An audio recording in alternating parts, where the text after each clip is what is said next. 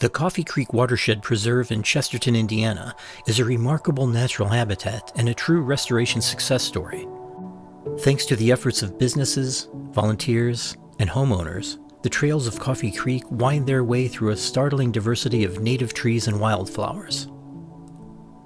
So the Coffee Creek Watershed Preserve is a 157-acre nature preserve, was donated to the Coffee Creek Watershed Conservancy in the early 2000s. So it's partly funded by the Homeowners Association, partly funded by business associations. So when a homeowner or a business decides to take up residence within the Coffee Creek Center, they also invest into preserving and maintaining this nature preserve. So the Coffee Creek Watershed Preserve has tons of different ecosystems. So we have our wet majestic prairies right behind me. So the beautiful open prairie areas that have a combination of wetland down towards the center, where you have the wet species, the cardinal flowers, and then the further you go uphill are the more upland prairie species, those large cut plants and the prairie dock and those beautiful tall sunflower family, the aster families. We have more than 500 native plant species. July is probably one of the best months to actually experience all those different plants. A lot of our coneflower is blooming, our royal catchfly is blooming, that bright flaming red in the prairies.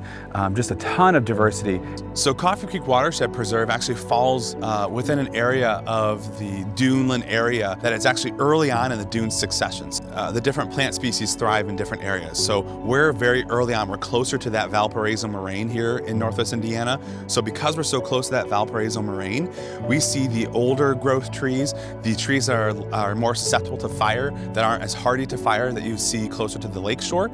So plants like this beech tree, this huge, beautiful beech tree, as well as the tulip trees and the maples. The American sycamores in here are just a great centerpiece for the preserve. Again, it's another species less tolerant to the fires, so you're going to experience these species of tree further away from the lake, further down in the watershed.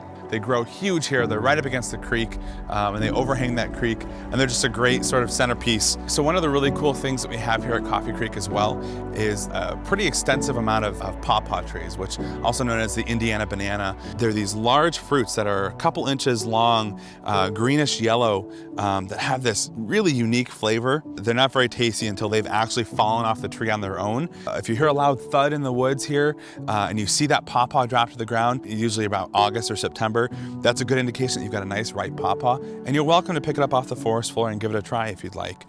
Of course, the creek is the heart of the watershed, and a great deal of time and effort went into making Coffee Creek thrive.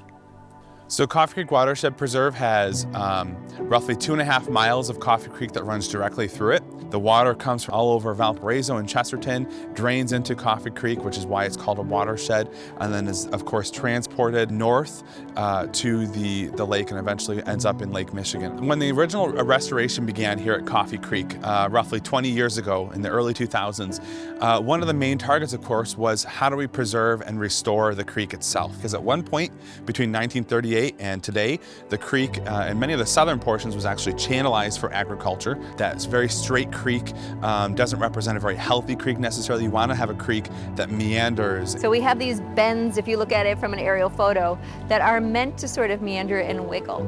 Early on, there was a lot of incredible restoration work done on Coffee Creek. So occasionally, you'll see a lot of these big boulders along the edges of the stream that were meant to keep the banks stable and hold them in place. Occasionally you'll see this netting and then other types of geotextiles, and those were put in place not as pollution, but actually as part of the efforts to engineer the banks of the stream and to help keep them stable over time. The companies that were brought in to restore the creek actually restored hydrology, so they restored water flow through those areas that are now creek again. But before that, they did things like line the creek bed with different types of rocks. The hard work restoring the creek has paid off. Coffee Creek is now a crucial habitat for insects and the fish that need them to survive.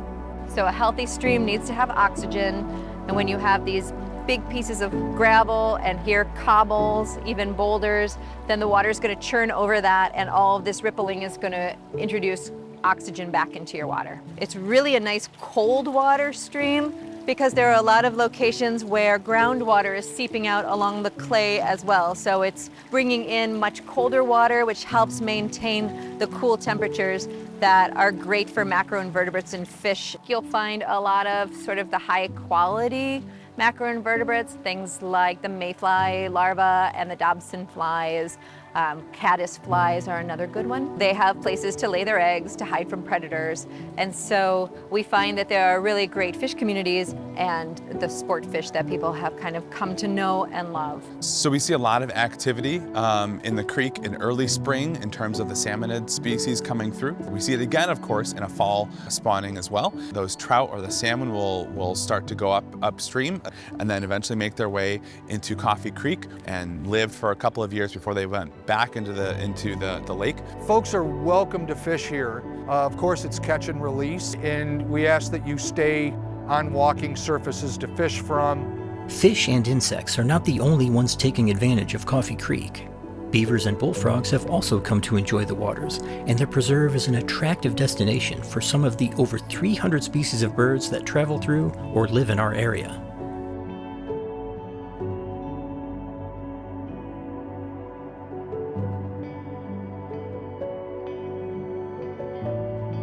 So we're at Morgan's Corner Wetland, which is on the northeast side of the preserve here in Chesterton. One really cool thing about this wetland is that it fluctuates throughout the season. So normally it's an ephemeral wetland, meaning it will dry up in the summer. That's what this wetland usually is, until most recently when we actually had an American beaver, take up residence within the wetland. One of the things, of course, that the beaver did automatically and instinctively is create this berm, this dam along the edge, right along one of our boardwalks that people actually have access to. So you can walk through here and see this activity of the beaver.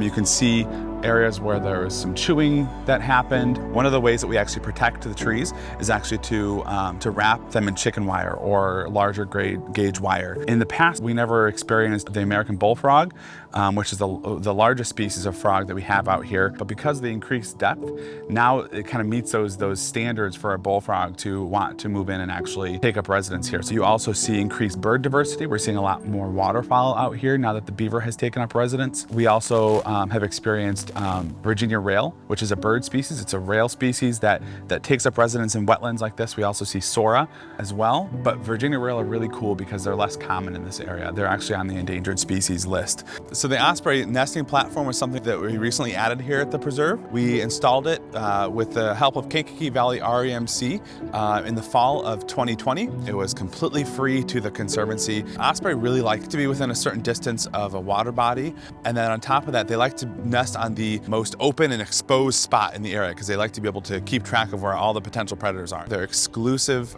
fish eaters.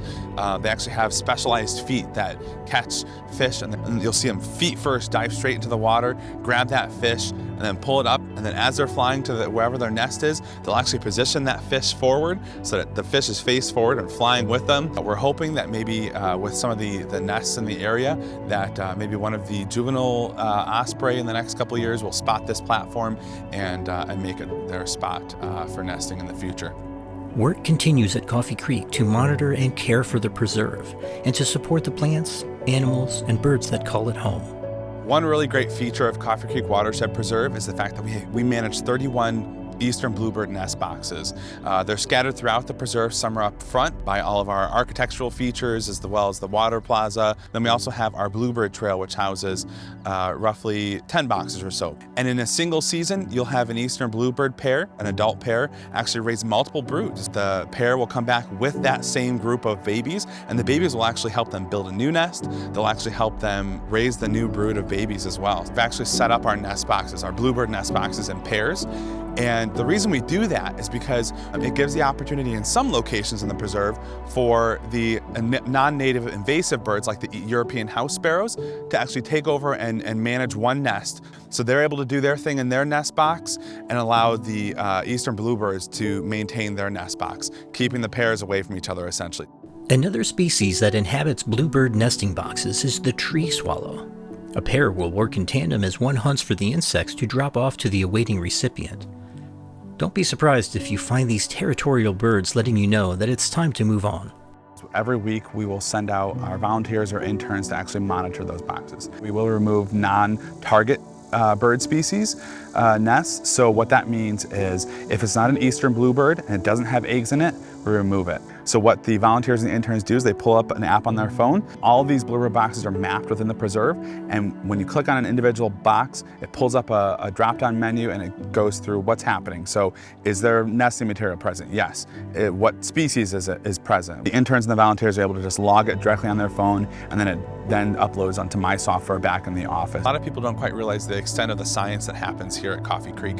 Some deer behavioral studies, creek assessments, habitat quality assessments, those are all happening in conjunction with local universities, specifically IUN, Valparaiso University. Some of the projects we've undertaken, we've done a creek study where we do habitat quality all throughout the creek.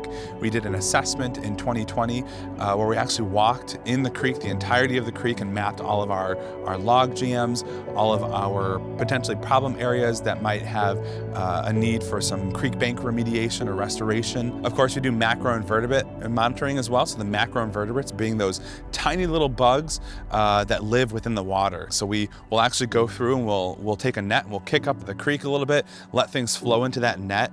And depending on what species of macroinvertebrate you have in there, it will tell you how healthy your creek is. So a really intolerant insect to pollution is going to tell you that the creek is healthier because there's less pollution. If you have a huge number of, say, leeches that are really tolerant to pollution, that's going to be an indication the water quality might not be as good as it could be. But Coffee Creek itself is one of the healthiest creeks in the state of Indiana, and we know that because we do regular monitoring of the chemical makeup of the creek. Because of its location, Coffee Creek remains vulnerable to contaminants from runoff, and so researchers, students, and volunteers frequently monitor the water to ensure the watershed's health. The work is painstaking and important. Our interns throughout the summer will monitor with a YSI instrument to map and log the pH of the creek. We also monitor for different turbidity levels, so the suspended solids, so how murky is the creek. And we also monitor the substrate and how thin the substrate might be, whether it's mostly sandy bottom or whether there's some cobble bottom or rock bottom. The area that the watershed covers, which is roughly a 5-mile radius or so around Coffee Creek, is an area that is pretty well maintained and pretty well wooded, and it is all surrounded by that riparian area. Protects the creek from chemicals from getting in the creek. If those roots absorb those chemicals, for instance. What we do see fluctuate within Coffee Creek is actually the E. coli levels. After rain events, we're testing for E. coli to see what those levels are. And of course, you see a spike in E. coli because you have water coming to the watershed much quicker and flowing over surfaces much quicker. So it's collecting all those different microbes that then get pushed into the creek system and eventually into Lake Michigan. Municipalities have looked at a lot of reasons this happens, but one thing that we're particularly interested in is septic systems. We have really permeable soils here. The whole point of how a septic system works is that the soil will retain the nutrients, pathogens, etc. long enough for bacteria in the soil to break it down. The DNR is working with local governments to try and get people to just be aware that they should be pumping out their septic system. They should be replacing it. If that doesn't happen, they go right into nearby water bodies. One of the side effects of things like bacterial pollution is that, there are bacteria that shouldn't be in there using up all the oxygen that the fish and macroinvertebrates and other things would like to probably use for their growth. One of the things that we're working with IUN is to actually collect fecal samples and use eDNA, so collect those samples and identify by species what different E. coli, what different coliforms are occurring in the creek. E. coli can mean any kind of pollution, and somewhere like this, we have hordes of deer that run through, we have beaver, we have all kinds of animals that also poop and could contribute pollution right to the thing. But using this test, we can differentiate between whether it's animal or whether it's human. We do see a pretty significant impact from the deer population, so we actually monitor the activity of the deer. We have 2 of the deer exclosures within the preserve. The purpose of a deer exclosure is to exclude the deer. So the whole idea is that we can monitor what kind of vegetation is actually happening within these enclosures. So What we do is every month or so, we actually go in there and do a plant inventory to see what sort of species are coming up. If we see a sensitive species, like for instance a white trillium, that's going to indicate to me even further that maybe we do have a deer problem or a larger impact ecologically from the deer within the preserve than maybe we initially expected. One of the things to remember that if you ever do find a fawn, especially at a place like Coffee Creek, to leave the fawn and let mom come back, and oftentimes mom might actually be hiding in the bushes, watching you closer than you actually are watching mom. Thanks to the work of staff and volunteers behind the scenes, Coffee Creek offers a wonderful habitat for wildlife and a perfect retreat for visitors seeking an easily accessible outdoor experience.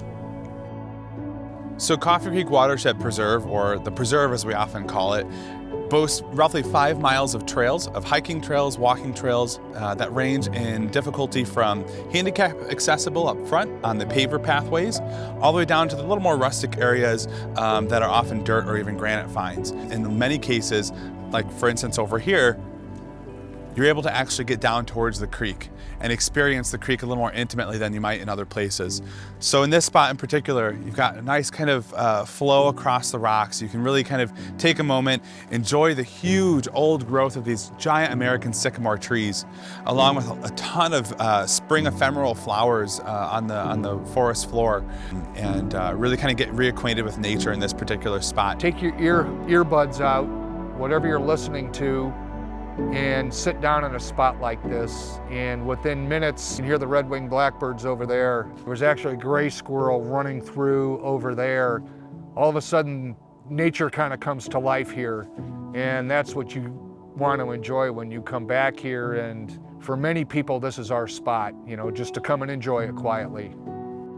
Coffee Creek Watershed Preserve reminds us of the difference we can make when we work together to restore and protect our natural treasures. Come and see for yourself. The Indiana Dunes Discovery Trail is an incredible natural treasure, and you are an important part of ensuring its future. When you visit, be sure to follow all posted signs and instructions. Visit indianadunes.com to learn about all of the volunteer opportunities and spend time caring for this fragile environment. In addition to the national and state park services, a number of nonprofit agencies work tirelessly to preserve and protect the Indiana Dunes Discovery Trail habitats. Learn more about these important agencies and support their efforts with your charitable contributions. Finally, be a champion for the Indiana Dunes. Stay informed and use your voice to tell the story of this wonderful place. Help ensure that all visitors, the magnificent birds, the migrating butterflies, and friends from around the world can enjoy the Indiana Dunes Discovery Trail for generations to come. Check out the links below to get started.